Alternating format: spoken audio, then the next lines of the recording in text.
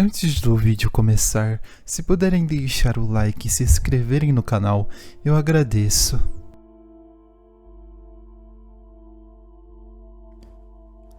A garota nunca conseguiu gostar de verdade daquele objeto.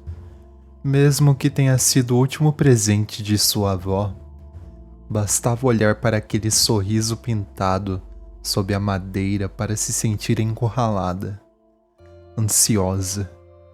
E se a encarasse por muito tempo, podia até sentir suas mãos tremerem. Até tentou algumas vezes se livrar da boneca, mas sempre que estava prestes a fazê-lo, as palavras de sua avó vinham à tona. Guarde-a, com carinho, e eu sempre cuidarei e estarei com você. E mesmo assim, sua mãe insistia que a lembrança fosse guardada. Quando recebia suas amigas em casa, Olivia fazia questão de esconder o presente dentro do guarda-roupa.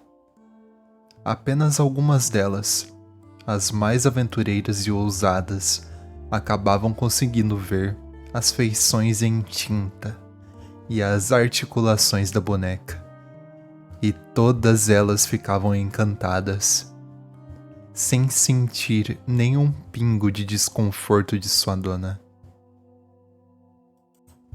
Alguns anos se passaram, e Olivia, que outrora era apenas uma garotinha, agora havia se tornado uma bela mulher, ousada e independente.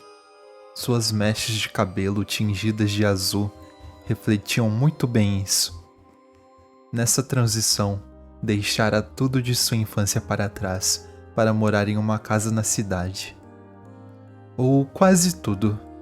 Sua mãe insistiu muitíssimo para que levasse consigo a tal boneca, e não havia argumento nem explicação que a fizesse mudar de ideia.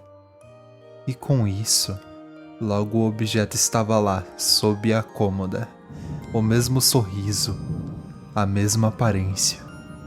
Tudo estava ali junto com ela, inclusive o medo e os calafrios.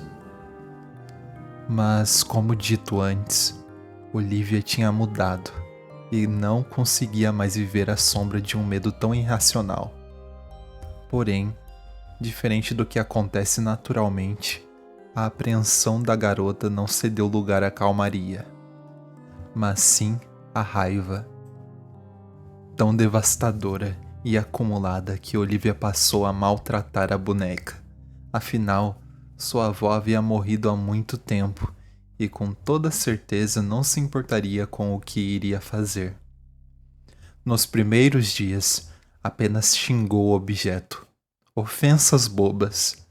Era como se ainda não tivesse certeza do que estava fazendo. Mas bastou mais de confiança para que começasse a chutar e jogá-la contra o chão e as paredes.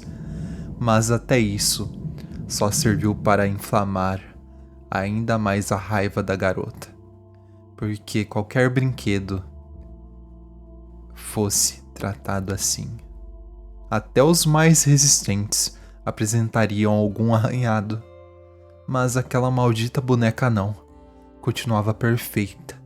Nenhuma lasca sequer.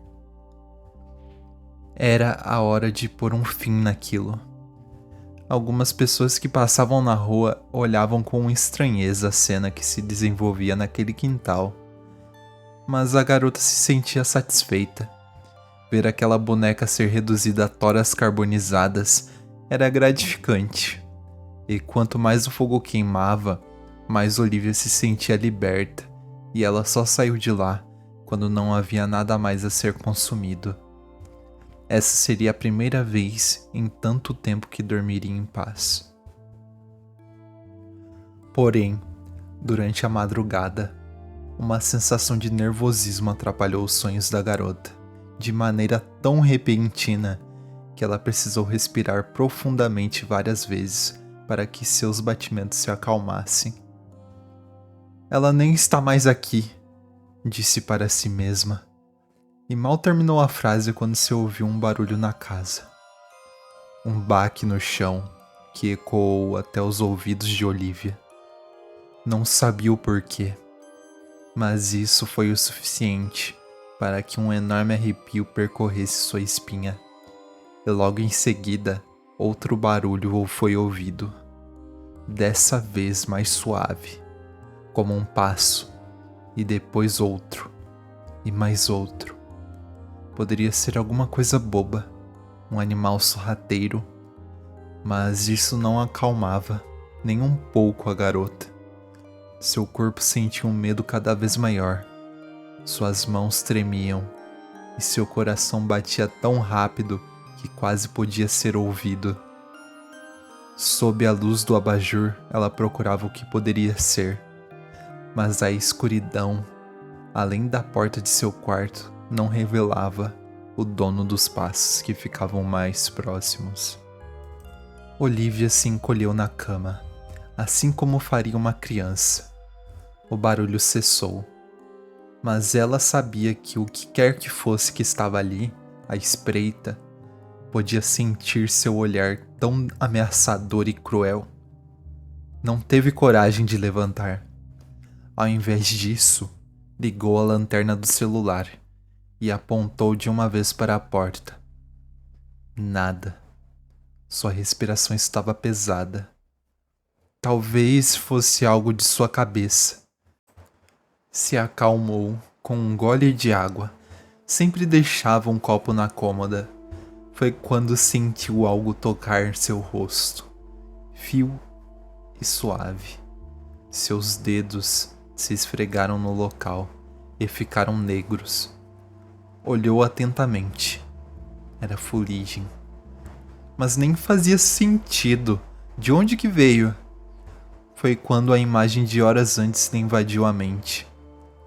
O corpo pequenino da boneca, sendo consumido pelo fogo, deixando no lugar apenas carvão. Não poderia ser isso. Olhou para cima, com os olhos vacilantes, e encontrou ali seu assombro, o medo infantil. A boneca que logo caiu em cima da garota, manchando tudo de preto. Olivia gritou com todo o seu fôlego por socorro, e isso bastou para alertar os vizinhos que chamaram a polícia. Mas esse alarde não a afastou. A boneca, ou o que restou dela, se contorcia raquiticamente e agarrava com força o rosto da garota, que só conseguia se debater para tirá-la dali. Foi quando ela falou. A boneca falou. Sua voz grossa, como se saída de uma caverna. Você só tinha que me tratar bem. E assim beijou Olivia na bochecha, o que fez ela gritar mais uma vez por socorro. Em um ato de desespero, conseguiu atirá-la contra o chão e correr. Ou ao menos tentar. Algo estava errado. Suas pernas não respondiam como deviam. Olhou para elas e viu riscos amadeirados se formando sobre sua pele, endurecendo cada movimento. Mesmo assim, continuava se arrastando. Seu corpo não produzia mais o barulho que deveria. Era apenas baques surdos no chão e barulho de articulação. Alguém batia na porta. A polícia. Mas nem mais sua boca respondia. Também estava dura. Bateu com a mão ainda boa sobre a bochecha e o som foi perturbador. Madeira. Não conseguia mais se mexer. Gritar por ajuda. Nem seus olhos funcionavam mais. Se tornaram feitos de vidro.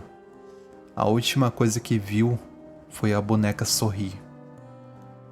Quando os policiais finalmente arrombaram a porta, não encontraram nada, nenhum sinal de roubo, sangue, nada.